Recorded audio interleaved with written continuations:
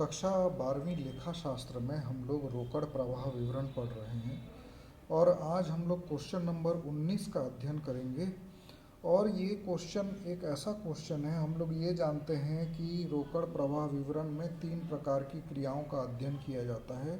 पहला है संचालन क्रियाओं से रोक प्रवाह, दूसरा है विनियोग क्रियाओं से रोक प्रवाह और तीसरा है वित्तीय क्रियाओं से रोक प्रवाह।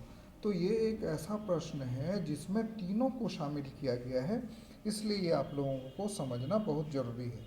तो रोकड़ प्रवाह विवरण की बनाना है हमको इस प्रश्न में, और हमको जो जानकारी मिली है वो है ये है, आप लोग देख सकते हैं पेज नंबर 806 में।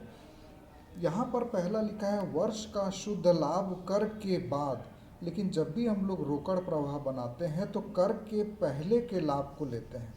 तो कर के पहले के लाभ को लेने के लिए क्या करना पड़ेगा, इसमें हमको 7,000 में से आयकर का जो भुगतान है 3,000 उसको जोड़ना पड़ेगा, तब कर के पहले का लाभ आएगा। तो वहाँ से हम लोग शुरुआत करेंगे। तो ये है कैश फ्लो स्टेटमेंट। पहला है संचालन क्रियाओं से रोकड़ प्रवाह, और इसमें हम लोग लेते हैं कर के पूर्व का लाभ। कर के बाद का लाभ था 7,000, जिसमें हमने कर को जोड़ दिया तो ये आ गया कर के पूर्व का लाभ 10,000 रुपया। उसके बाद इसका फॉर्मेट से आप लोग अच्छी रीति से परिचित हैं। पहले हम लोग जोड़ते हैं गैर संचालन व्यय यदि कोई हो, इस प्रश्न में कुछ नहीं है छोड़ देंगे। गैर संचालन आय यदि कुछ है तो वो भी कुछ नहीं है, तो यहाँ पर 10,000 फिर से आ जाएगा और ये होगा कार्यशील पूंजी में परिवर्तन के पूर्व संचालन आय 10,000। अब हम लोग क्या करते हैं, कार्यशील पूंजी में क्या क्या परिवर्तन हुआ है इसको देखते हैं। और इसके लिए नियम है कि यदि संपत्ति चालू संपत्तियों में वृद्धि हो रही है तो हम लोग माइनस करते हैं, और चालू संपत्ति में कमी हो रही है तो हम लोग प्लस करते हैं। और इसी प्रकार चालू दायित्व में वृद्धि होती है तो हम लोग भी प्लस करते हैं, और यदि कमी हो रही है तो माइनस करते हैं। तो यहाँ पर आप लोग प्रश्न में देखिए कि कहाँ कहाँ आ रहा है। तो सबसे पहले देखिए व्यापारिक प्रतिभूतियों में कमी, ये है 32,000। चूँकि कमी हो रही है इसलिए हम इसको ऐड करेंगे। और उसके बाद है माल सूची में वृद्धि। माल सूची में वृद्धि हो रही है तो इसको माइनस करेंगे। तीसरा है देय बिल में वृद्धि हो रही है तो हम लोग भी प्लस करेंगे, और इसके अलावा और कुछ नहीं है। 3 चीज़ें हैं, व्यापारिक प्रतिभूतियों में कमी, तो चूंकि ये प्लस हो रहा है कमी हो रहा है इसलिए हम इसको प्लस करेंगे। और देय विपत्र में वृद्धि हो रहा है, ये दायित्व में वृद्धि है तो हम लोग इसको प्लस करेंगे। माल सूची में वृद्धि हो रहा है तो हम लोग इसको माइनस करेंगे। माइनस के लिए हमेशा हम लोग ब्रैकेट का इस्तेमाल करेंगे जिसको भी माइनस करना है। तो अब ये तीनों को जोड़ देते हैं हम लोग, 10,000, 32,000 और 42,000। 2 और 2 4, 4 3 7 और 1 8, मतलब 84,000। और 84,000 में से 4,000 चूँकि हम ब्रैकेट में लिखे हैं उसको हम लोग घटा देंगे तो ये आएगा आपका 80,000।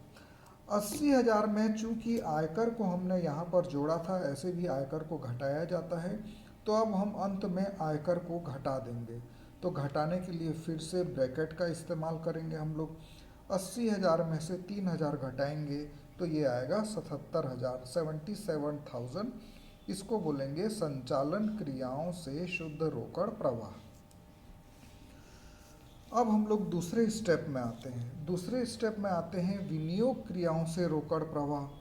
तो इसमें कहाँ कहाँ से हमारे पास पैसा आएगा, यदि हम किसी संपत्ति को बेचेंगे तो हमारे पास पैसा आएगा, उसको हम प्लस करेंगे। और किसी संपत्ति को यदि हम खरीदेंगे तो हमारे पास से रोकड़ जाएगा, रोकड़ कम हो जाएगा, तो उसको हम लोग माइनस कर देंगे। अब प्रश्न में स्थायी संपत्ति हम देखते हैं, मशीन का विक्रय किया गया है 1,25,000। चूँकि मशीन को बेचेंगे तो पैसा हमारे पास आएगा तो हमारा रोकड़ बढ़ जाएगा, तो इसलिए इसको ऐड करेंगे 1,25,000 मशीन का विक्रय। उसके बाद दिया है विनियोग का क्रय।